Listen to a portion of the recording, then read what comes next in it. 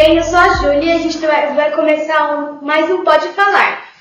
E hoje a gente está aqui com a Ana, do 9º ano, e ela vai responder algumas perguntas que eu vou fazer para ela sobre o livro que ela escreveu. Ana, qual é o nome do seu livro? O nome do meu livro é Raízes da Inveja. Conta a história de um universo em que a natureza e os seres humanos são um só. Eu desenvolvi a lógica básica do livro, né, que é assim que você vai estar construindo uma ficção científica, você tem que ter ali Você vai alterar dados científicos mesmo, tem que ter uma lógica por trás daquilo. Que nessa realidade os seres humanos são capazes de ter flores e plantas que crescem a partir do seu corpo. A inspiração, no caso o tema principal, era a desigualdade social e a identidade de uma população, porque conforme você vai tendo uma desigualdade social muito elevada numa determinada população, eles vão deixando de ser eles mesmos e vai literalmente sumindo a própria identidade. Eles vão começando a se tornar uma massa mesmo, que vai estar sendo controlada pelo governo. E a questão das flores é literalmente a questão da identidade da pessoa, porque cada uma tem uma flor específica, que pode depender da família, no caso realmente depende da família. É uma questão hereditária, como por exemplo, tem um pai que tem flores que são girassóis e uma mãe margarida. A criança vai ser um dos dois, ou no caso, se tiver um parentesco que seja um pouco mais diversificado, pode sim ter uma chance dele estar tendo compatibilidade com outras flores, só que a compatibilidade é maior, obviamente, com as flores dos pais. A questão ali da protagonista, ela é uma indígena moderna, e o nosso tema, que isso aqui é um trabalho de TCA, era de início, a gente ia abordar também a meritocracia, e ali é uma estudante mesmo. E a questão dela é que ela tem muita dificuldade com as matérias, mas ela é uma artista. E no Brasil, por não ser um país desenvolvido, a gente não vai estar vendo muito artista tendo uma vida bem sucedida. Ainda mais com o surgimento das inteligências artificiais, que aí fica muito difícil. Tem muito artista perdendo o trabalho. Já tem relato de artista aqui do Brasil que fala, olha, perdi uma comissão, porque a pessoa me respondeu, olha, você vai demorar 7 dias para entregar esse trabalho para mim. Se eu for ali num site escrever umas coisas, a inteligência artificial me entrega em 2 minutos. E a questão dela é que ela acredita que a única coisa que ela é boa mesmo é a arte.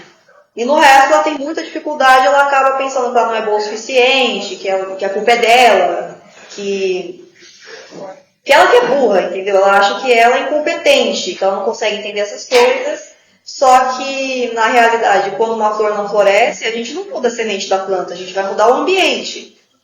E ali, a antagonista em questão é uma personagem japonesa. Aí você pode ficar pensando, tá, mas o que tem a ver uma pessoa japonesa num lugar tão bem desenvolvido, com um povo que é minoria aqui no Brasil, que são os indígenas? O que teria a ver?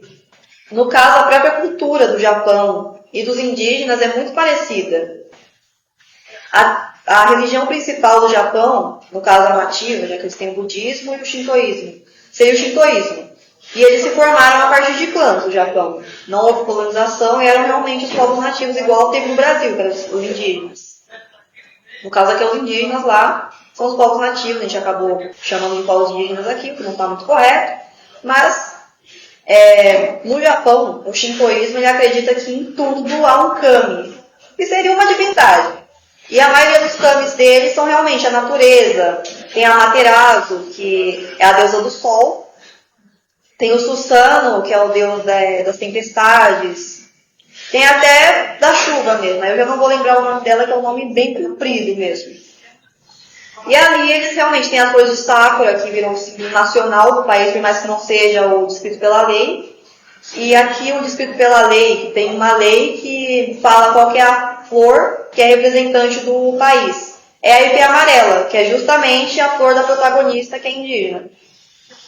E a flor da antagonista é a flor de Sakura, que realmente acabou se tornando ali símbolo nacional do Japão, mesmo que não seja por lei aquela planta. É outra planta do Japão, eu já não vou lembrar exatamente qual que é. Só que se você olhar de longe a árvore de Sakura e a árvore do ipê amarelo, elas são muito parecidas. A diferença vai ser a cor, né? Mas elas são bem parecidas. Aí você vai perguntar, você vai numa sala aqui do Brasil e pergunta, você sabe qual que é a flor de Sakura? Todo mundo sabe qual que é a flor de cerejeira do Japão. Aí você pergunta, você sabe qual que é a ipê amarela? Mesmo que tenha IP amarelo aqui perto, ninguém vai saber. A gente realmente testou fazer isso. Tinha gente do meu grupo que realmente não conhecia a IP amarela. E é literalmente um símbolo da cultura nacional. Porque quando ela cai, tem a parte amarela da bandeira, geralmente ela cai sobre, né, grama. E ali é um representativo mesmo, já que se você perguntar para uma pessoa comum, qual que é o símbolo do país em planta, ela vai responder que é o pau-brasil, sendo que isso é o símbolo da colonização, né?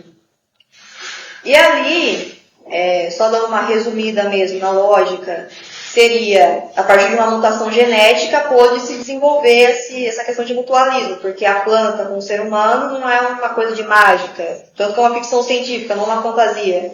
É simplesmente uma mutação genética que permitiu que crescesse ali as cores na pessoa.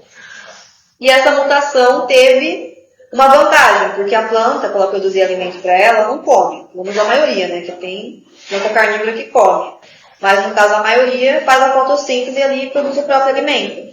Você tem um ser humano com uma planta, no caso só uma questão fantasiosa, né? Pelo amor de Deus, não vai levar isso daí para a realidade. Criaria uma relação muito boa. Porque você não vai depender só da caça mais. A planta vai estar podendo fazer fotossíntese e devolver energia para a pessoa. E ela não depende tanto disso. Só que ali pensando um pouco mais, também tem as regiões frias, como por exemplo o Ártico. E tem gente que mora lá e lá não tem essa mutação porque não vai ser benéfico, não tem luz lá. Aí tem muita coisa aí, por mais que seja dados alterados, né? Uma ficção científica, tem muita coisa que dá para aprender sim no livro, que é a questão da teoria de evolução. Tem a seleção natural também, que foi o que eu acabei de falar, que é a vantagem e desvantagem, que depende do ambiente. É um livro de questão bem filosófico que eu tive que estar fazendo ali, porque a gente também queria abordar a globalização, que é perda de identidade também, que aí chegam aqui as empresas de outro país e você vai começar a pagar por esses serviços e isso não contribui para nada com o país e não é seu. Mas a gente está ali pagando. E aí eu tive que pensar um pouco na identidade mesmo, porque inclusive até o professor falou, vocês vão abordar também globalização, vai ser muito difícil você colocar isso numa personagem que vai ser uma pessoa, com desejos, com ideias. E ali a chegada da antagonista, que é uma intercambista entre aspas, já que ela vem para o Brasil por conta de um problema com a família dela, poderia em teoria ser também a chegada de uma empresa nova. Que ali a questão é que a antagonista veio do Japão, e o ensino do Japão é bem rígido. Eles aprendem várias coisas logo desde o comecinho, e eles levam bem a sério essa questão de aprender. E ali ela parece que é uma pessoa super inteligente, sendo que ela só estudou bastante, ela só teve um ensino diferente. E ela começa a ofuscar os outros alunos, e não é culpa dela, ela estudou um lugar diferente. Ela não tem culpa disso. Só que a Anahi, que é a protagonista, ela começa a se sentir mais excluída do que antes. Ela tem um medo muito grande que é perder a única coisa que ela considera ser resumo dela, a identidade dela. Que seria ela ser uma artista. Ela fica, essa menina consegue fazer tudo, ela deve saber desenhar também. E eu vou perder meu lugar. Como é que eu vou fazer? E aí ela começa a se dedicar mais tentando manter o lugar dela. E a questão do livro mesmo tem muita coisa sobre identidade. Porque literalmente a questão das cores é identidade. E da onde veio isso foi uma letra de música que eu tinha escrito no começo do ano. Eu fui tentar desenvolver que eu ia fazer uma animação, acabou virando uma história e tive que escrever um livro. A questão ali que tem em relação com essa apropriação cultural é que as cores humanas elas podem ser vendidas, elas também produzem néctar, elas podem se reproduzir entre si. Só que por lei isso é proibido, comercialização, é proibido você comercializar ali a flor da pessoa por motivos óbvios, você não vai pegar o negócio da pessoa e vai vender. Só que mesmo assim, tem ali o tráfico, tem crimes contra isso, que vão estar tentando roubar para vender, por uma questão bem simples. A reprodução dessas flores, elas se baseiam realmente em sentimentos. Para poder ter ali a liberação do néctar, para poder estar acontecendo ali de atrair o polinizador, a pessoa precisa ter um sentimento muito forte. E não importa que sentimento que é, o sentimento que for, que desencadear ali as glândulas, acabou. Só que isso são neurotransmissores. E ali, são literalmente neurotransmissores puros. Se você usa aquilo ali, vai funcionar da mesma forma que uma droga. Você vai literalmente ter contato puro com o neurotransmissor, praticamente.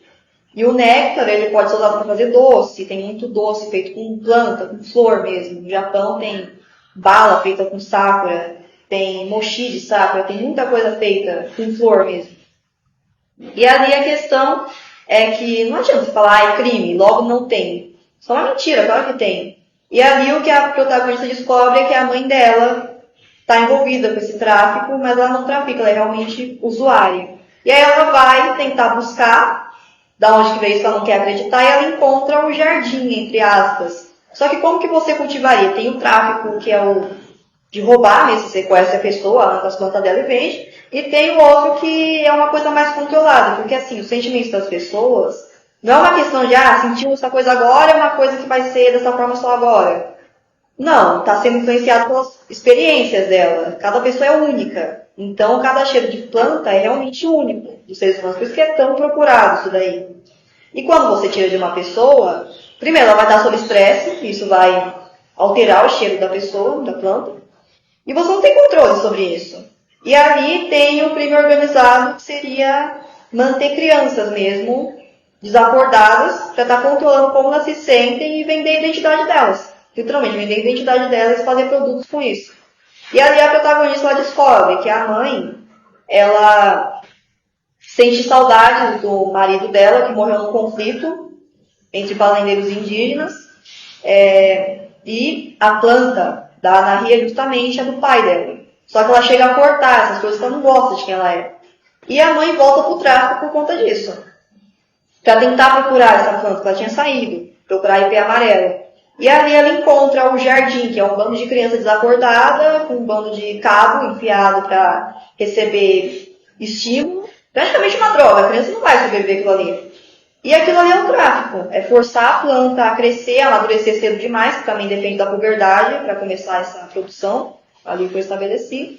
E ali ela começa a sentir culpa, porque a criança só foi reativada, já que praticamente ninguém procura pela ipê amarela, porque ela cortou as próprias flores.